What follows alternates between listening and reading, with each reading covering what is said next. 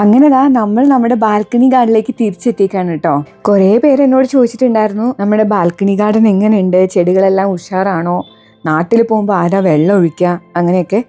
ഞാൻ നാട്ടിൽ പോയപ്പോൾ എൻ്റെ ഹസ്ബൻഡിൻ്റെ അനിയനോടാണ് കേട്ടോ പറഞ്ഞിട്ടുണ്ടായിരുന്നത് എല്ലാ ചെടികൾക്കും വെള്ളം ഒഴിക്കണം വീക്കിലി എന്നൊക്കെ പറഞ്ഞത്.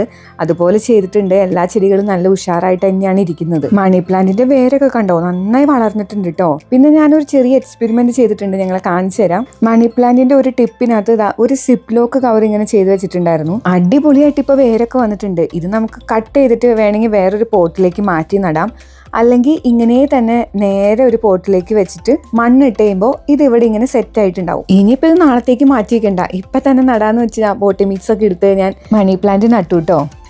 ഈ ഒരു ചട്ടിയില്ലേ, ഇതിനകത്ത് പണ്ട് ഞാൻ നമ്മുടെ ആകാശമുല്ല വെച്ചായിരുന്നു, അത് പിടിച്ചില്ല. അപ്പം ആ ഒരു പോട്ടിൽ തന്നെയാണ് ഇപ്പം ഞാൻ നമ്മുടെ മണി പ്ലാന്റ് നട്ടു വെച്ചിട്ടുള്ളത്. നമ്മുടെ അമ്പലക്കുളത്തിൽ ചെറിയ മുട്ടൊക്കെ വന്നിട്ടുണ്ട്. പോകുന്നതിന് മുന്നേ ഞാൻ DAP ഒരു കവറിനകത്ത് ഇങ്ങനെ പൊതിഞ്ഞിട്ട് മണ്ണിൽ ഡിപ്പ് ചെയ്ത് വെച്ചായിരുന്നു. ആ എക്സ്പെരിമെന്റ് എന്തായാലും സക്സസ്ഫുൾ ആയിട്ടോ. ചില പോട്ടിലെ മണി പ്ലാന്റ് നശിച്ചു പോയിട്ടുണ്ട്, അത് നമുക്ക് റെഡിയാക്കി എടുക്കാം. അബിക്ക് ക്രിസ്മസ് ഫ്രണ്ട് കിട്ടിയ ഈ ചെടി സൂപ്പർ ആണ് കേട്ടോ. കാരണം അന്ന് വിരിഞ്ഞ പൂക്കൾ ഇതുവരെ കൊഴിഞ്ഞിട്ടില്ല. അപ്പൊ ശരി, പിന്നെ കാണാം.